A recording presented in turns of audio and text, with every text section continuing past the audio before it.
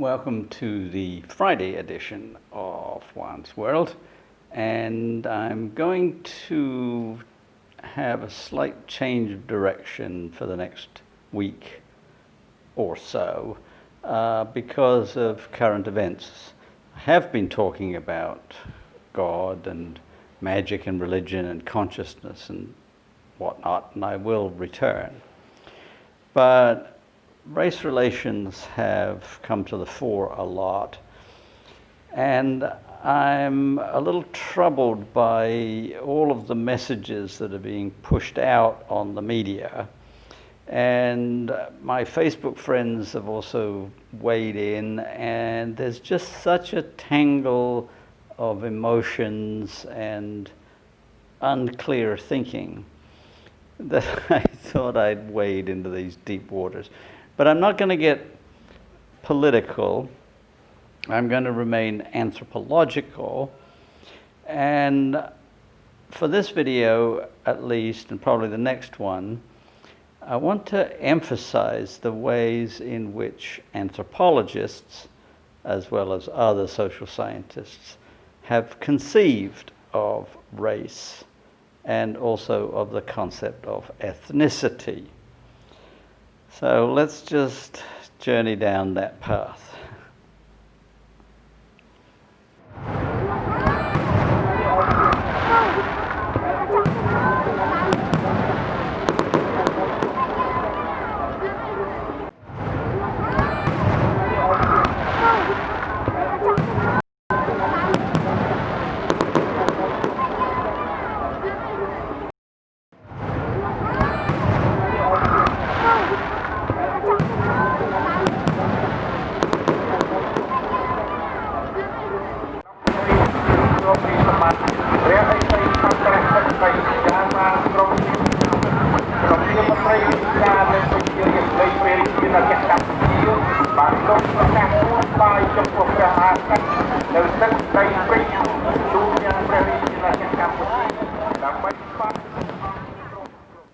Now, starting in the early 20th century and continuing through most of that century, anthropologists argued that biological race as a concept is bankrupt.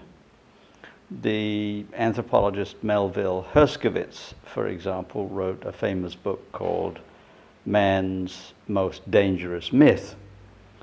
And in it, he argued that the concept of biological race just does not exist. So let's think about what that means, and also what it means in terms of modern biological thinking.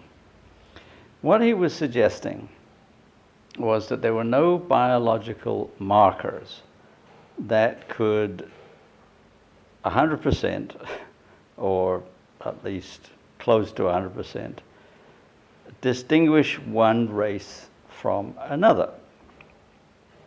That race, he argued, was not a biological concept, but a cultural concept. And we'll try to keep that in mind as we go forward here. That race does exist as a cultural concept.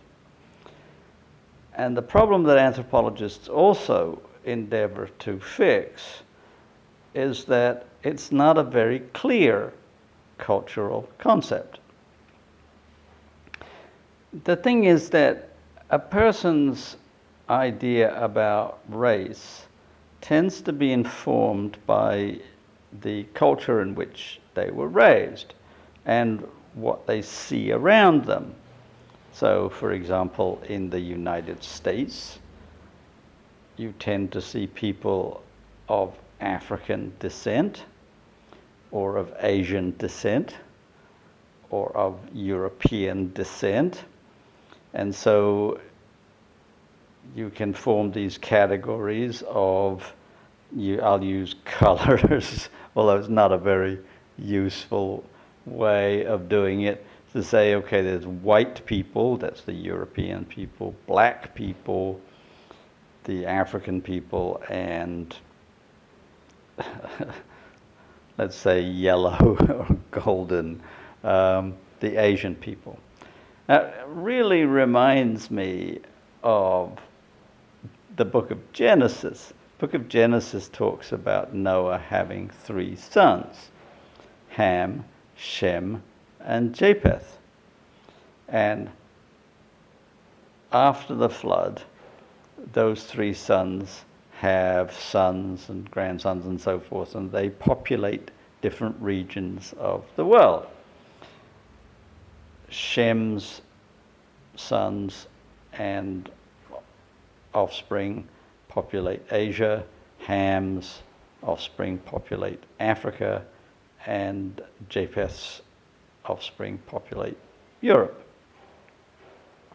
And so that can lead to a fairly simplistic, could say simple, but it's really simplistic, racial set of categories, which would be Caucasoid, that's white, Negroid, that is black, and Mongoloid, that is yellow or Asian. And that set of categories has been fairly well fixed in the cultural memory of people in the United States, certainly, for a very long time.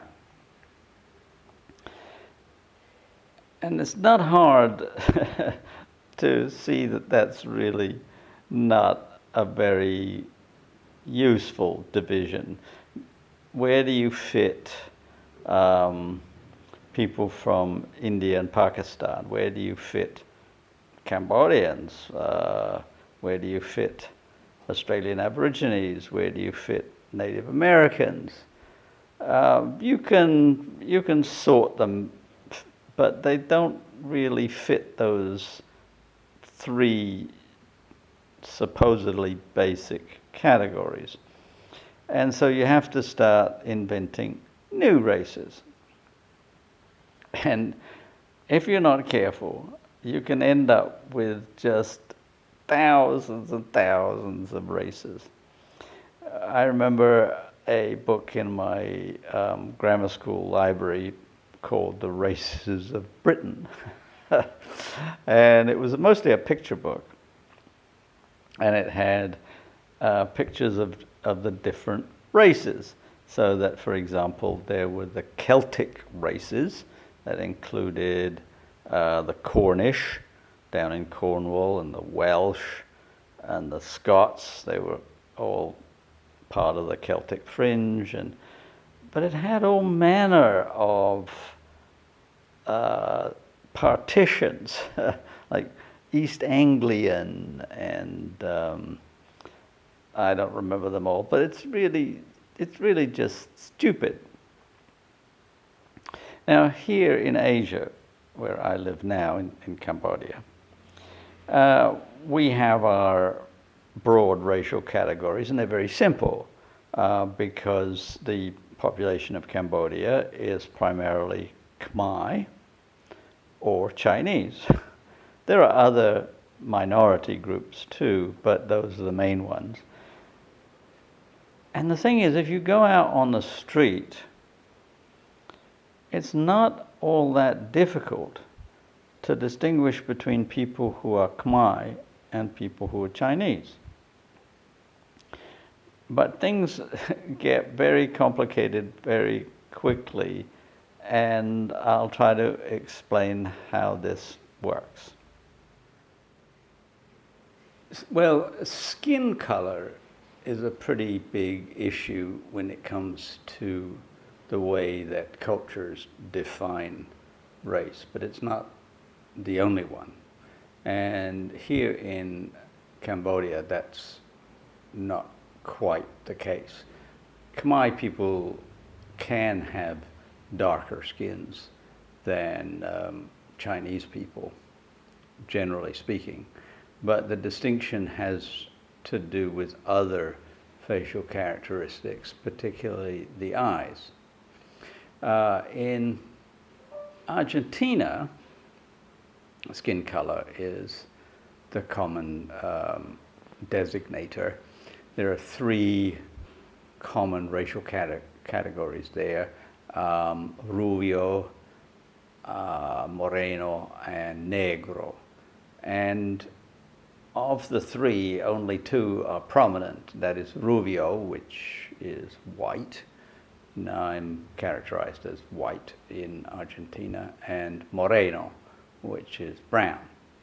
Negro, of course, is black and would characterize Afro-Argentinians if there were any, but the descendants of slaves in Argentina, unlike in Brazil and in the United States, were systematically eradicated in the 19th century by racist presidents who basically either put them in slums and starved them to death or sent the men off into what were essentially genocidal civil wars. So the distinction mostly in Argentina is between white and brown. And it's an interesting country in terms of Latin America because it's the only country where I have been where I don't look out of place. I can walk down the streets in Buenos Aires and people will stop me and ask for directions, like because they think, okay, he's a local, which I am, but I'm not out of the ordinary. Whereas if I go to Chile or Peru or Ecuador, I look like an oddity. And this is going to be part of my starting point, is what we look at and what we identify as racial characteristics. And from a personal point of view, I can tell you what countries I go unnoticed in and what countries I am a standout. In Cambodia, certainly. When I go anywhere, I am just targeted, might as well have it written on my forehead, foreigner. Not Cambodian, not Chinese, not anything recognizable. I am an outsider.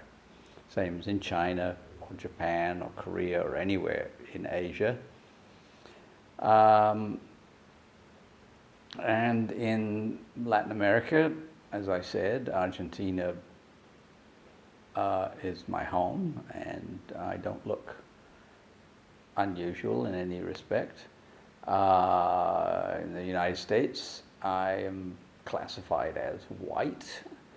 And in Italy, I look, I guess, sort of Italian. This is where we get back to our races of Britain thing, and we talk about the races of Europe.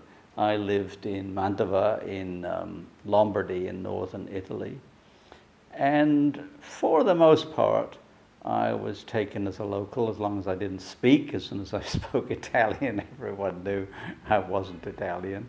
And some people where I worked, the school where I worked, they would look at me and they knew I was an English teacher, so they knew I wasn't Italian, but they couldn't quite place where I was from. Some of them thought I was Scottish, but I think that's because of the mutton chops. But on the street in Mantova, I was also occasionally stopped and asked directions. And the last time I was in Rome, I was stopped repeatedly and asked directions. And I'm certainly not even a resident of Rome, but I looked local enough that it didn't matter.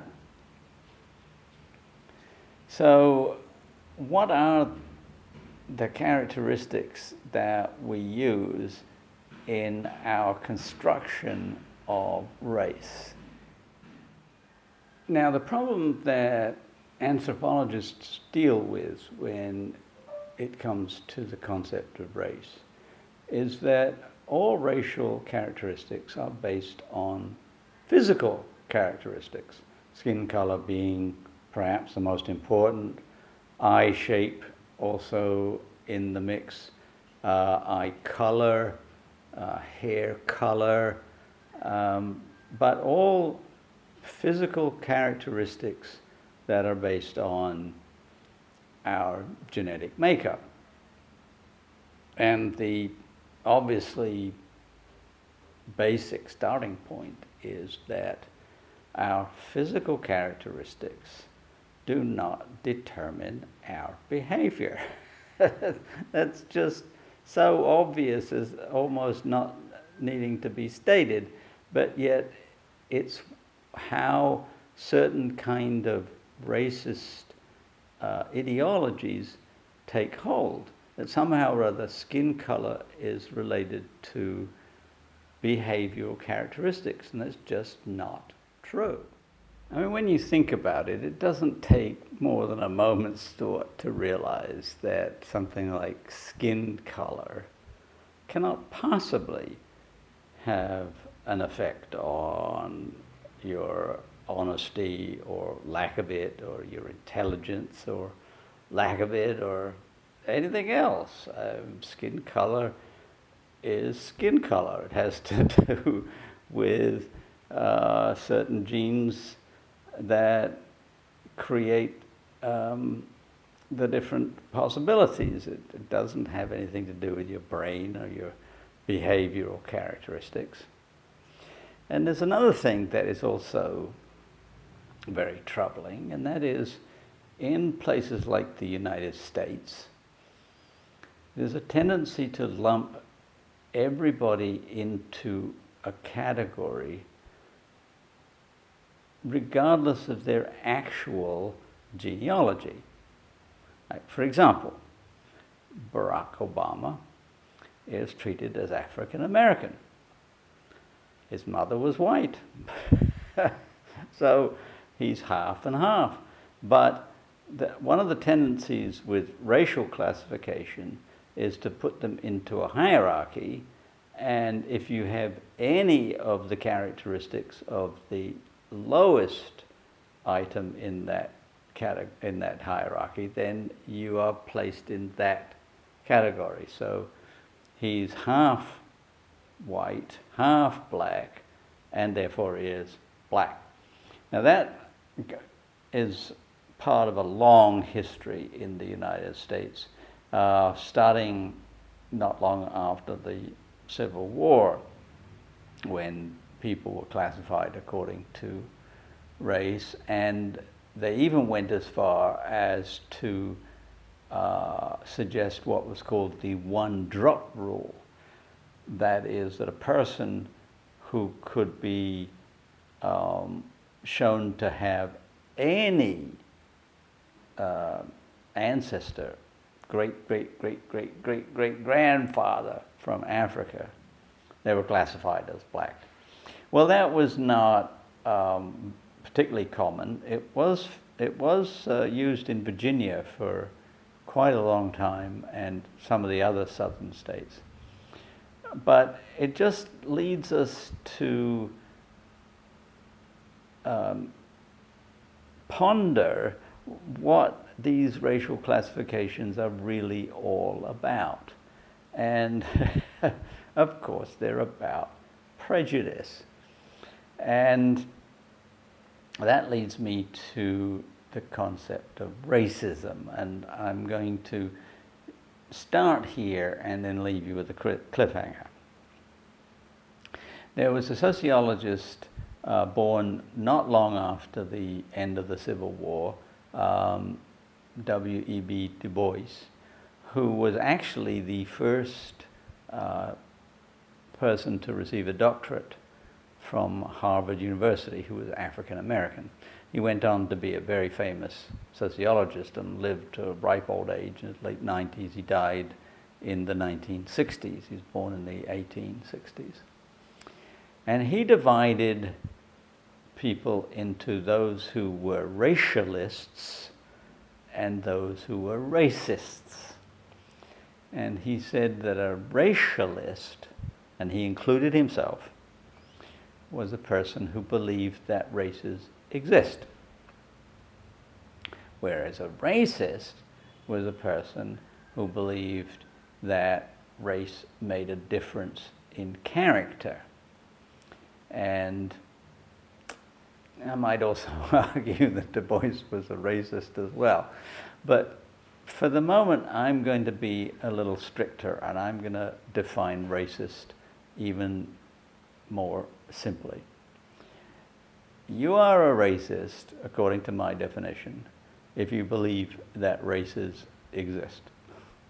That doesn't mean that you are prejudiced against certain races or have a hierarchy of races or anything like that. I'm not saying that, but if you believe that races exist, then at some level you are a racist.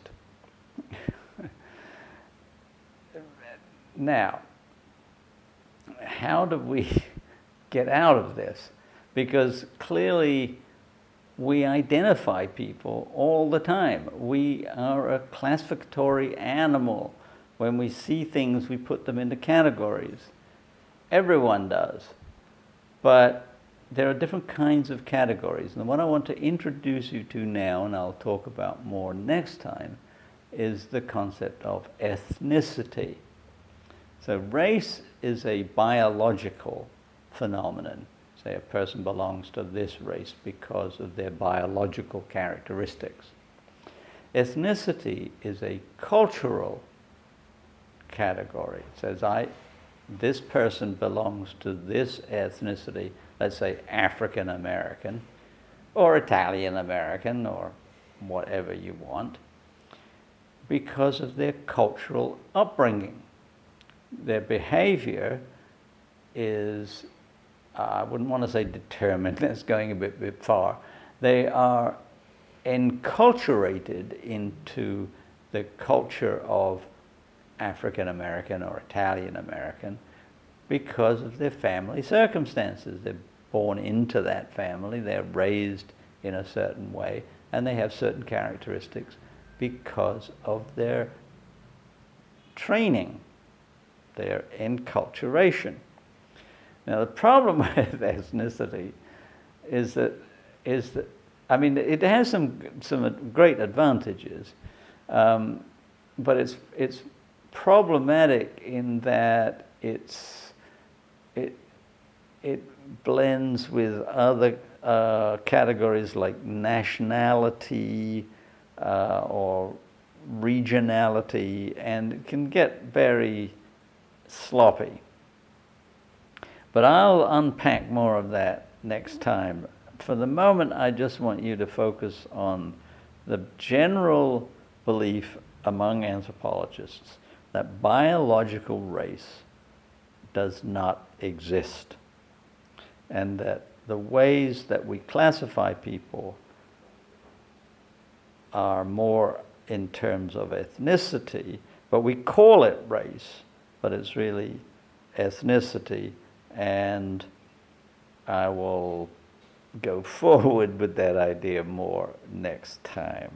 Meanwhile, like and subscribe, and if you're on my Facebook page, maybe just give me a wave and I'll see you next time.